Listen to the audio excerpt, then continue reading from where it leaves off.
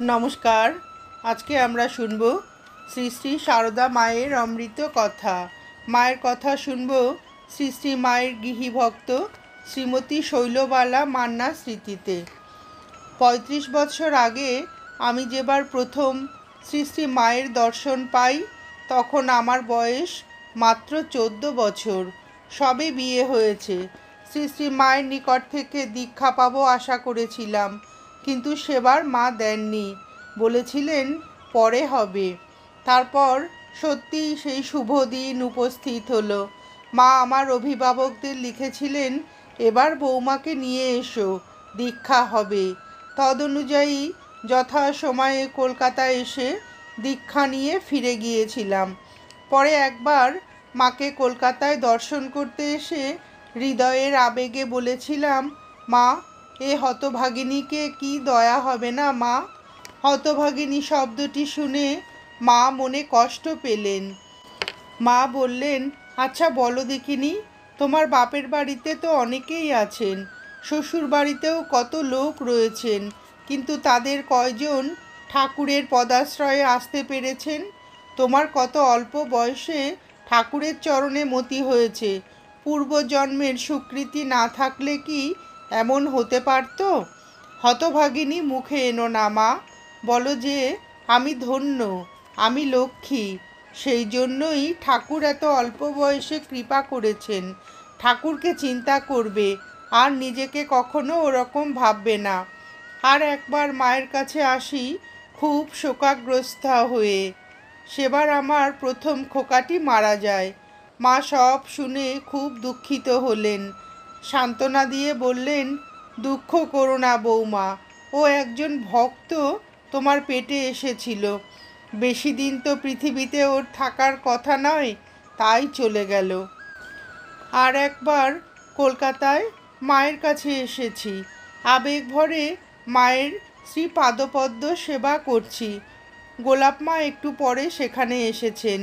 দেখে হেসে বললেন, বৌমা, তুমি একাই যদি মায়ের সমস্ত পায়ের ধুলো নিয়ে যাও তো আমাদের জন্য কি থাকবে? মা শুনে খুব হেসে উঠলেন, বললেন, না গো, বৌমাটি বেশ ভক্তিমতী, আহা করুক, অল্প বয়সে ভালো মতিগতি হয়েছে, ঠাকুরের পাদপদ্মে অচলা ভক্তি হোক। শ্রী শ্রী মায়ের অপর একজন গৃহীভক্ত শ্রীমতী উমাশশী বসু বললেন, শ্রী শ্রী মাকে আমি দেখেছি আমার অনেক ছোট বয়স থেকে। আমি তখন কত ছোট তা মনে নেই। মা বাগবাজারের বাড়িতে আসতেন, থাকতেন, বড় মা, দিদিমা সকলের সঙ্গে গল্প করতেন। খুব ছোটবেলার একটা কথা মনে পড়ে। মা বারান্দায় দাঁড়িয়ে আছেন আর অনেক লোক তার পায়ে ফুল দিয়ে একে একে প্রণাম করছেন। আমারও তাই দেখে ইচ্ছা হয়েছিল ওই রকম ফুল দিয়ে প্রণাম করব। আমি এগিয়ে এসে অন্য একজনের দেওয়া একটি লাল পদ্ম নিয়ে প্রণাম করতে গেলুম। মা বললেন, ওটি আর দিও না, এমনিই করো। আমার মনে আছে শ্রী শ্রী মা জয়রামবাটি থেকে আসবেন বাগবাজারে। যোগীন মা বাইরে এসে বসে আছেন। মা এলেন, আমরা প্রণাম করলুম, সিঁড়ি দিয়ে ওপরে উঠে গেলেন। মা থাকতেন ভেতরের ঘরে। এত ছোট থেকে এতবার শ্রী শ্রী মাকে দেখেছি, তখন জানতুম না তার কি মূল্য। এখন সবাই যখন শুনতে চায় তখন বলি, আমারও তাতে ধ্যান হয়। সেই পাদপদ্ম দুখানি স্মরণ করতে কোনো অসুবিধা হয় না। একদিন দুপুরবেলা শ্রী শ্রী মা দিদিমার সঙ্গে বসে কথা বলছিলেন। আমি বসে মায়ের চুলগুলি ফুলিয়ে দিচ্ছিলাম। আমার হাতে কতগুলি চুল উঠে এসেছিল। দিদিমা বললেন, ওগুলি রেখে দে। আমার দুর্ভাগ্য, তা রাখা হয়নি। কি করলুম মনে পড়ে না।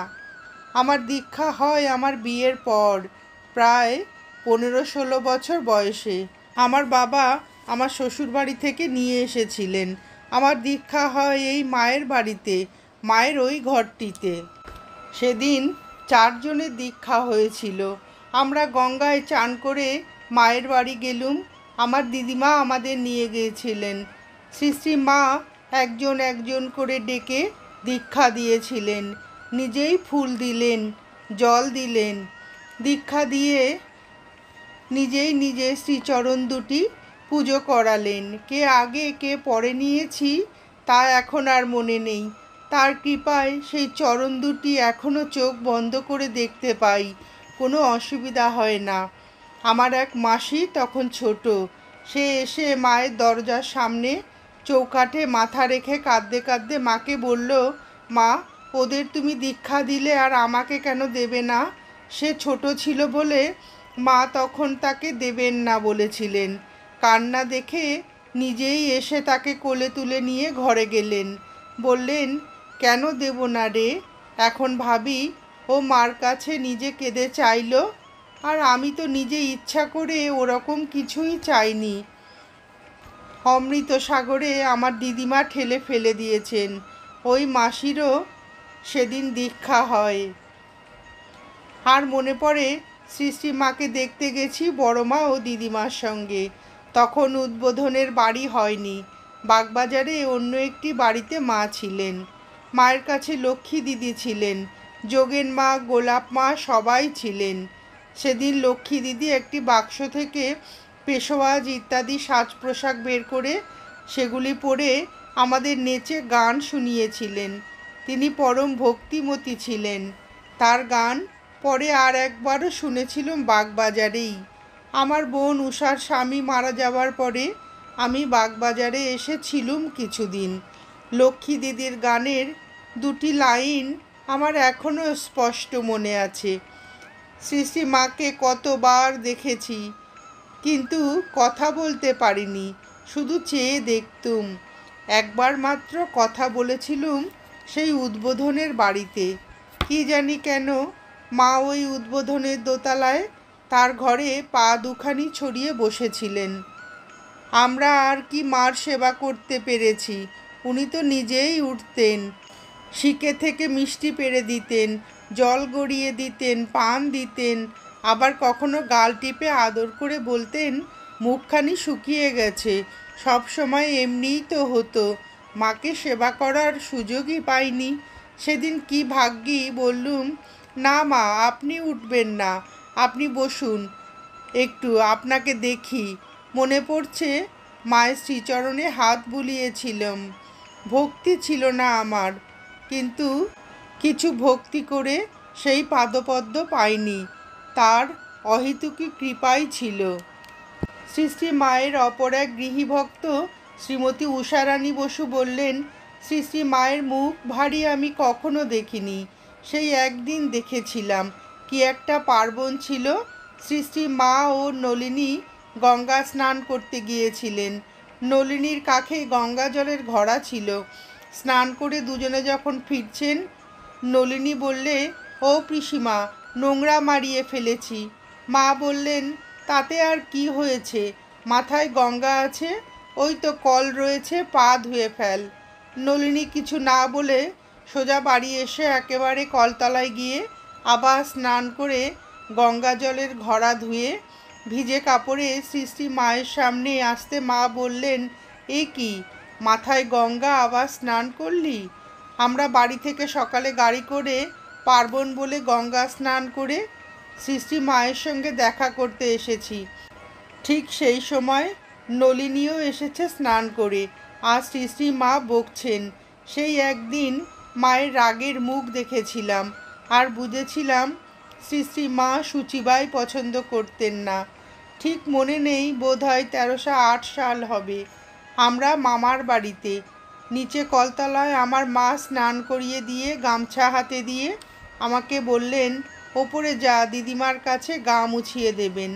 ওপরে সিঁড়ির পাশের ঘরে, যেখানে ছোট মামাবাবু থাকতেন, শেষে। শ্রী মা তখন থাকতেন ওখানে। আমি উপরে উঠতেই উনি ঘর থেকে বেরিয়ে এসে আমাকে দেখেই তাড়াতাড়ি আমার গা মুছিয়ে পা মুছিয়ে দিচ্ছেন। আর ঠিক সেই সময় দিদিমা ঠাকুর ঘর থেকে দালানে আসতেই আমায় দেখতে পেয়েছেন। দিদিমা এসে বললেন, প্রণাম কর, প্রণাম কর। ছি ছি, মা পায়ে হাত দিচ্ছেন। আমি তাড়াতাড়ি প্রণাম করলাম। শ্রী মা দুহাতে আমাকে কোলে তুলে নিয়ে বললেন, ও ছোট মানুষ, ওর কোনো দোষ নেই। মা ও মা গো, সেই রকম করে আবার এই সময়ে তুলে নাও না মা। মামার বাড়ি থাকতাম, দিদিমার সঙ্গে রোজই সৃষ্টি মায়ের কাছে যেতাম। একদিন শনিবার ছিল, সকালে দিদিমার সঙ্গে গঙ্গা স্নান করে আসার সময় দিদিমা সৃষ্টি মায়ের বাড়িতেই রেখে এলেন আমায়। সৃষ্টি মা তখন ঠাকুর ঘরে মায়ের বাড়িতে পুজো করছেন। সৃষ্টির ঠাকুর পুজো সৃষ্টি মা নিজেই করতেন। পুজো সারা হলে সৃষ্টি মা আমাদের সবাইকে, অর্থাৎ আমাকে এবং মাকু, নলিনী ও রাধুকে প্রসাদ দিলেন। গোলাপ মা আবার একটি ছোট ধামা করে মুড়ি ও তেলে ভাজা এনে মাকে দিলেন। সৃষ্টি মা প্রসাদ করে আমাদের দিলেন আর রাধুকে বললেন, এই যা শরৎকে দিয়ে আয়। রাত্রে মামার বাড়ি ফিরে গেলাম। কি অপূর্ব মায়ের স্নেহ ভালোবাসা! এখন সেই দিনের কথা মনে করেও শান্তি পাই। আর একদিন বিকালে মায়ের বাড়ি গিয়ে সৃষ্টি মায়ের কাছে বসলাম। খানিকক্ষণ পরে সৃষ্টি মায়ের সঙ্গে ছাদে গেলাম। তারপর সৃষ্টি মা বললেন চুল আঁচড়ে দিতে। আমি তাই দিলাম। চিরুনিতে যে চুলগুলো ছিল সেগুলো আমার হাতে দিয়ে মা বললেন রেখে দাও। আর একদিন কি একটা পার্বণ ছিল, ঠিক মনে নেই। বাবা বললেন আজ তোমরা সৃষ্টি মায়ের কাছে যাও। আমি তাড়াতাড়ি দুটি নারকেল কুড়ে বেটে ক্ষীর দিয়ে পাক করলাম। আমার ঠাকুমাও আমাকে সাহায্য করেছিলেন। আমার বয়স তখন বেশি নয়, সবে আমার দীক্ষা হয়ে গেছে।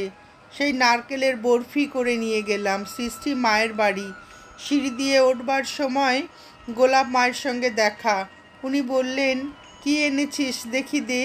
আমি দিলাম। উনি দেখে বললেন এ কি, কালো কেন? নিজে যেমন কালটি তেমনি মিষ্টি। এই মিষ্টি মা খাবেন না। আমার মনে খুব দুঃখ হলো যে মা খাবেন না। যাই হোক, ভোগ উঠল। তারপর আমরা সকলে সৃষ্টি মায়ের সঙ্গে প্রসাদ পেতে বসলাম। সৃষ্টি মা প্রসাদ করে একটি বাটি দিতেন আগে। গোলাপ মা তা থেকে আমাদেরকে সকলকে দিতেন।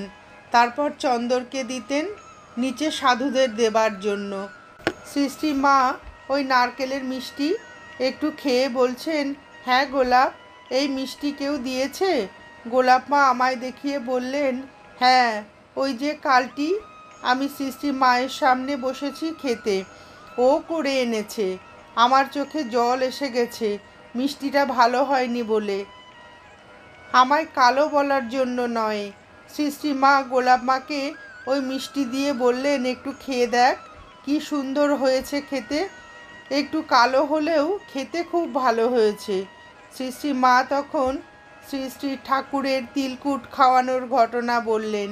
আমি অবাক হয়ে গেলাম, কি আশ্চর্য! সৃষ্টি মা মনের ব্যথা সব বুঝতে পারেন। কি সুন্দর সান্ত্বনা দিলেন। নমস্কার, আজ এ পর্যন্তই। সৃষ্টি মায়ের ভক্ত সন্তানদের স্মৃতিতে সৃষ্টি সারদা মায়ের এই অমূল্য মধুর অমৃত স্মৃতিকথা শুনে আপনাদের ভিডিওটি কেমন লাগলো জানাবেন। সৃষ্টির ঠাকুর ও সৃষ্টি মায়ের অফুরন্ত আশীর্বাদ আপনাদের সকলের মাথার ওপর অঝোর ধারায় বর্ষিত হোক, এই প্রার্থনা করে ভিডিওটি শেষ করছি।